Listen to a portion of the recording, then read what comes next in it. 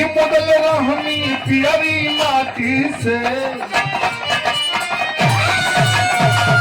तो हम तो ढोही मुदले रहनी पियरी माटी से, देवर मोन खोद काटी से।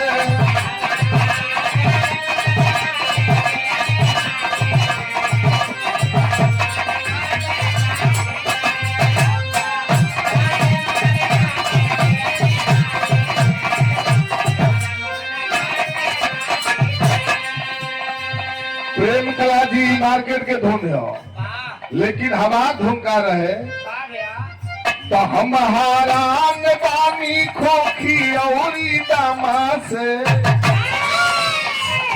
एगो भौजाई कहे तो हम हारान बानी खोखी औरी दामा से, देवर मोन खोभे रामा से।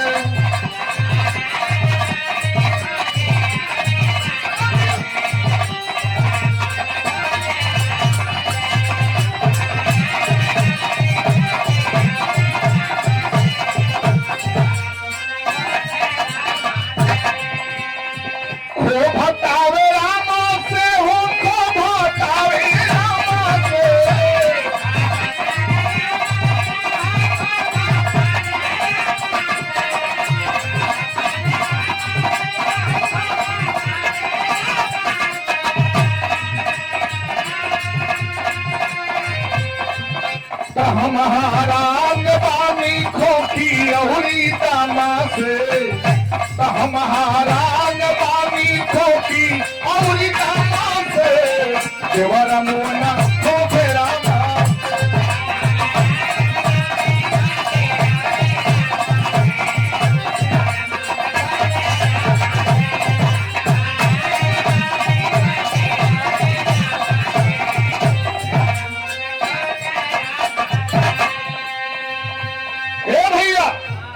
बनारस काशी 80 घाट पर एक विधवा औरत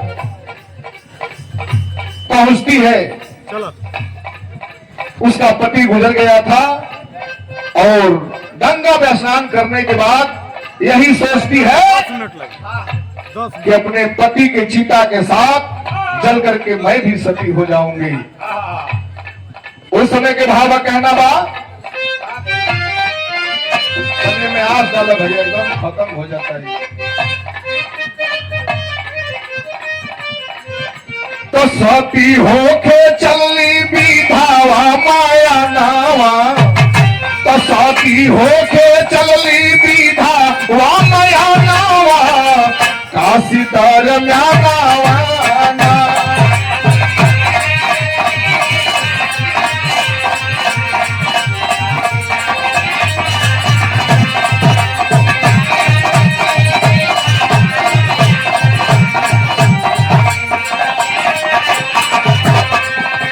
जहवा तुलसीदास करे ले भजनावा, तो जहवा तुलसीदास करे ले भजनावा, मारी के अफनावा।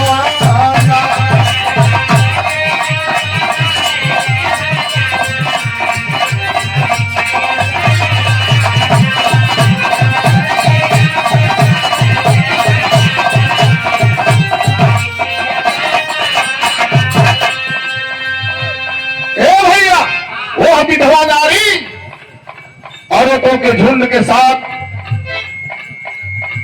गंगा किनारे पहुंचती है। बगल में गोस्वामी तुलसीदास भजन भाव कर रहे हैं। गंगा में स्नान करने के बाद रंगीन साड़ी उतार देती है और प्योर सफेद साड़ी पहन करके वहां से चलती है। बगल में ही गोस्वामी तुलसीदास भजन कर रहे थे। जब देखती है बाबा को तो करती क्या है, बाबा के नमान में बेचारी मुंह खोले,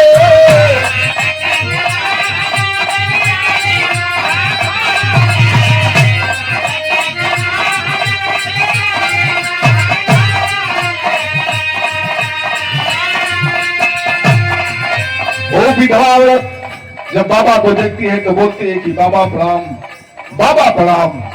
होता क्या है, सौभाग्यवती रहा तुलसी जी बोले,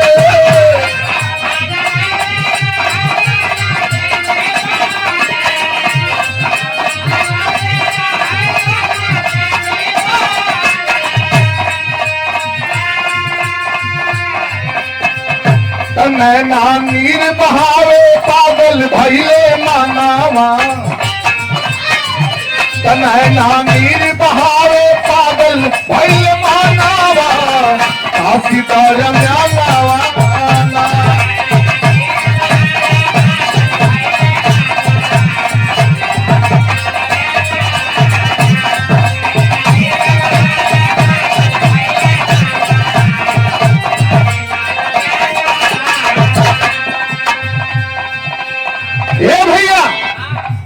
जैसे ही वो विधवा औरत बोलती है कि बाबा प्रणाम, बाबा प्रणाम, वो स्वामी तुलसीदास आशीर्वाद स्वरूप बोलते हैं कि बेटी सौभाग्यवती भव।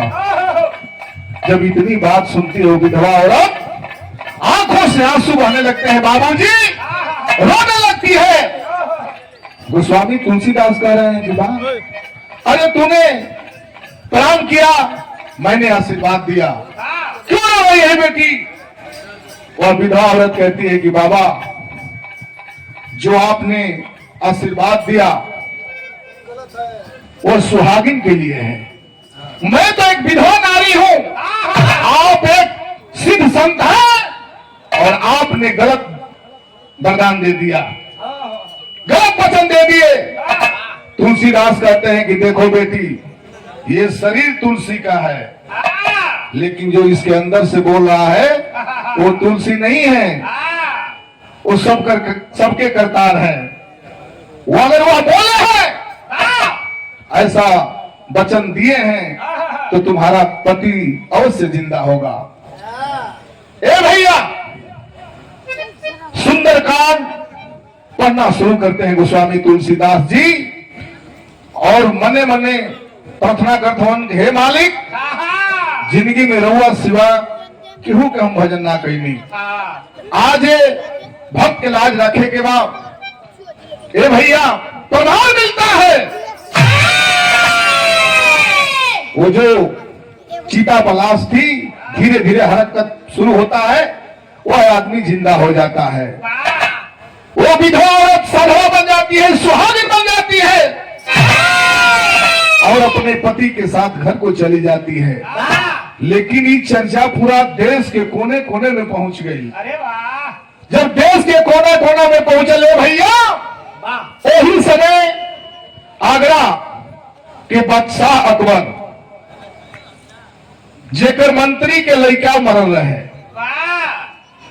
बादशाह अकबर जब ही जनलस कि काशी में तुलसीदास मुर्दा आदमी के जिंदा कह देता, तो करिंदा बोल के बुलवालस, भेज के बुलवालस। वो समय भाई का एक लाइन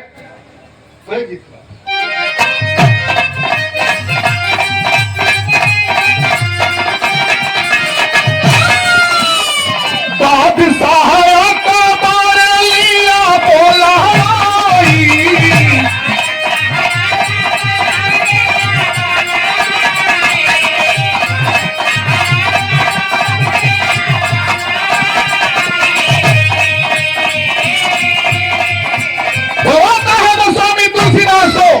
और कहता है तुलसीदास, मंत्री के बेटा के देवा तो जिलाई,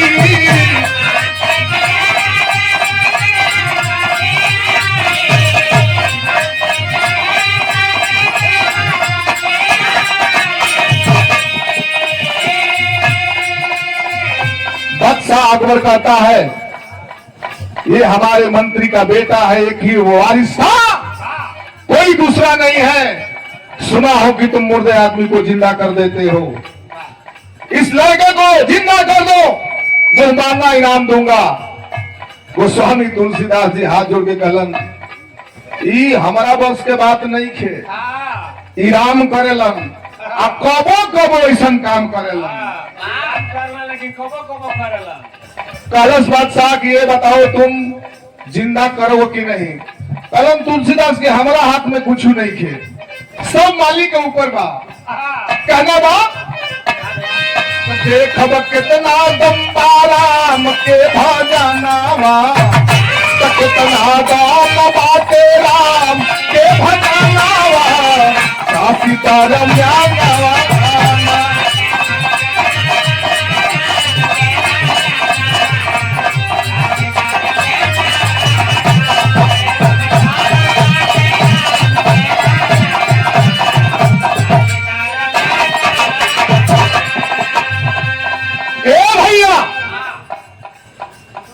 जब इतना बात सुना अकबर बादशाह आदेश दिया ले जाकर के इसको जेल में बंद कर दो, देखता हूं इसके राम में कितनी ताकत है। खाना पीना सब बंद कर दिया। तुलसीदास जी जेल के कोठरी में बंद होवन, हाथ जोड़ के प्रभु के मने मने याद करत होवन। खाना पानी भी नहीं खे मिलत। तुलसीदास जी सोचलन जौन हनुमान चालीसा अधूरा पड़ल बा ओकरा के कम से कम हम पूरा कर दी। प्रमाण मिलता है बाबूजी कि हनुमान चालीसा 99 बार पढ़े लेकिन वह पूरा नहीं हुआ। श्री गुरु चरण सरोज रजा निजमन मुकुर सुधा, वर्णो रघुवर विमल जसो जो दायक फलचार।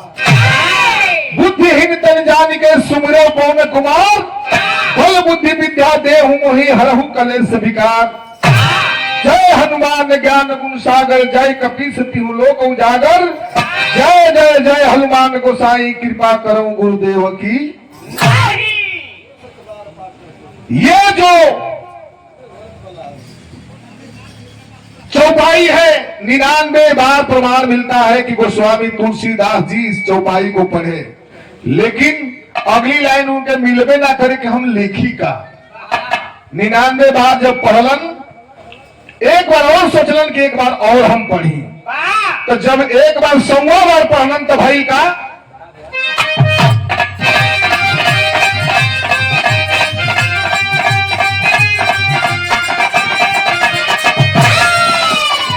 कॉपी तल लेके तब गइले हवाई।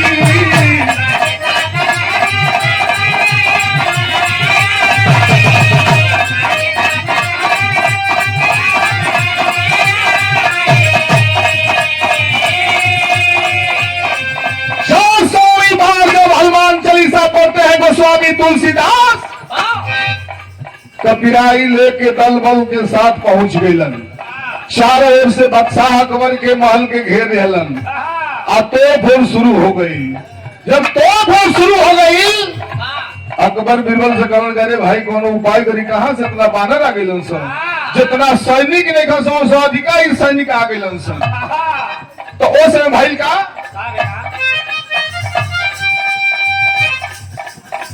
कॉपी ताल लेके ताबा गइले हवाई।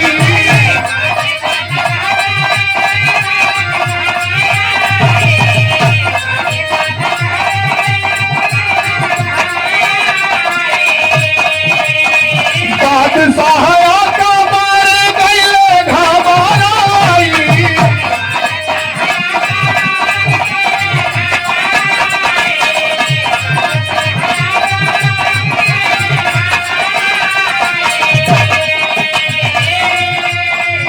तो बोला अकबर जल्दी खोला जेहल खानावा। तो बोला अकबर जल्दी खोला जेहल खानावा, काफी तरफ जाना।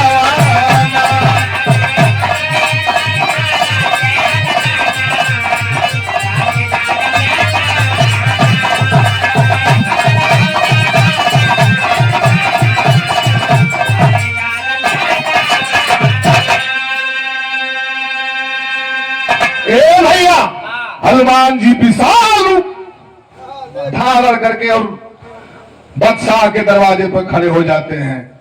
खून पानी हो गई बादशाह अकबर के। जल्दी बीरबल उपाय करा। बीरबल कहन राम भक्त के तू जेल में बंद कर, सब ही राम भक्त के टोली है, सेना हो। जल्दी करा के छोड़ा निकाला, नहीं तो बची कुछ ना, सब उजारित के तहस नहस हो जाएगी। ए भैया, प्रमाण मिलता है कि गोस्वामी तुलसीदास जी को बाहर निकाला गया जेल से, और जब बाहर निकलन तो अगली लाइन उनके दिमाग में तुरंत फिट हो गई। उहे अगली लाइन है कि यह सतबार पाठ कर, जो सतबार पाठ कर सोई और छूटे ही बंदी महासुख। मैंने कहने का मतलब एकाग्र चित्त हो करके शांति मन से अगर आप इस चौपाई को 100 बार अगर पढ़ देते हैं तो कैसा भी विपत हो, ये गारंटी है कि वो टल जाएगा, आप उससे बच जाएंगे। कहने का मेरा तात्पर्य यही है। लेकिन होता क्या है, एक बार पानी तो गोरू खोला लेलस, पानी पटावे के बाद हित ही जाए के बाद फोन आवे लगल, ऐसे सफलता ना मिली। कहना बा खोला अकबर जल्दी खोला के हल्का तो आज सुसंसारी गावा तारे का नावा, सीताराम